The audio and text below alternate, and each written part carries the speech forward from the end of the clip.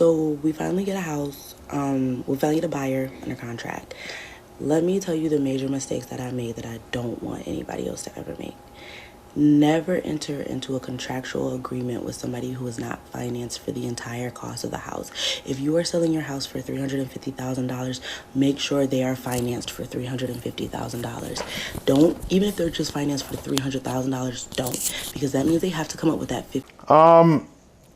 Make sure they are financed for 350,000. I understand what she's trying to say, but I don't wholeheartedly agree with that. So what I can say is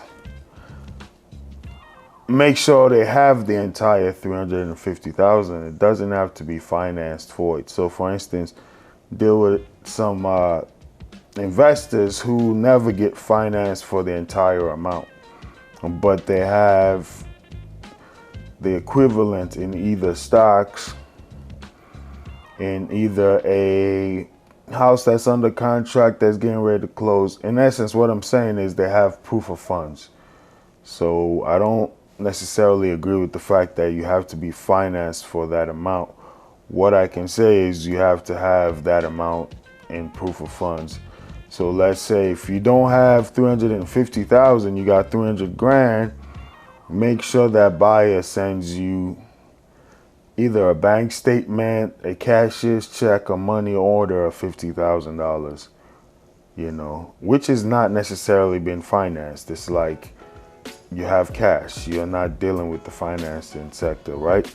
So that part of a statement I don't necessarily agree with, but what I do agree with is don't go under contract with somebody. We'll just stick with the example she gave. Somebody tells you I got 300 grand, but I'm going to make an offer for 350 for a house you're selling for 350. Don't go under contract, because where's the other $50,000 going to come from? They may have a strategy, but you cannot go under contract based on a strategy, based on a thought process, based on a dream or a hope that somebody is going to give them $50,000. You need to see that. I think that's what she was trying to say right there. All right, let's keep going. $50,000 cash. I'm telling you right now, don't do it to yourself. I did that to myself. They were only financed for about 75% of what I was selling my home for. My realtor tells me, oh, they got the money for this house. Boom. That was my realtor was actually my first mistake, and let me tell you why. Shop around for your realtors. Whether you're buying or you're selling, shop around. At least talk to 3 different ones.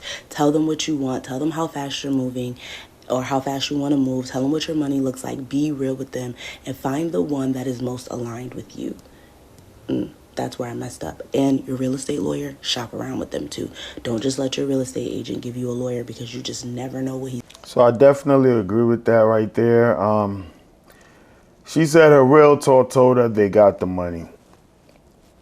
With all due respect in business, there's nothing verbal that I would advise anybody to lean on. They got the money, that's fine. I trust them. Just verify. Trust but verify. That's it. You don't want to say, it's like somebody going to a store to shop and you're profiling them. They may feel offended, sometimes even give you a lawsuit. Like, okay, you looked at me and you kept following me around the store. What, don't you think I could afford this? So when somebody tells you to have the money, you don't want to be argument. You don't want to be a contrarian. Okay, cool, I trust you. But for peace of mind, I need some kind of proof of that, of funds. That's it. In order for us to ratify this contract, I need some proof of funds. And on the part where she talked about interview real estate agents, I definitely agree. The stats show that 70% of people work with the first agent they come in contact with. When they're trying to buy or sell their house, 70% of people work with the first agent they come in contact with. So it's amazing. This is the biggest transaction people make for the most part in their lifetime, and they just go with the first person that's in front of them. It's like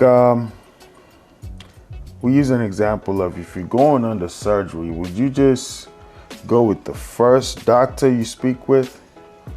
I think you probably would do some research, interview other people, get some second, third opinions. So I think the same is required for real estate.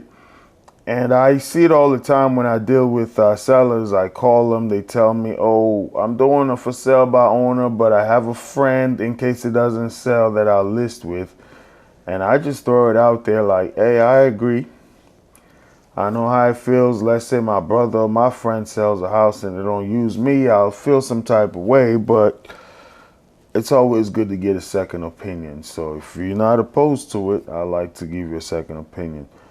So I definitely agree with that right there. We'll just listen to a little bit more and we'll wrap it up.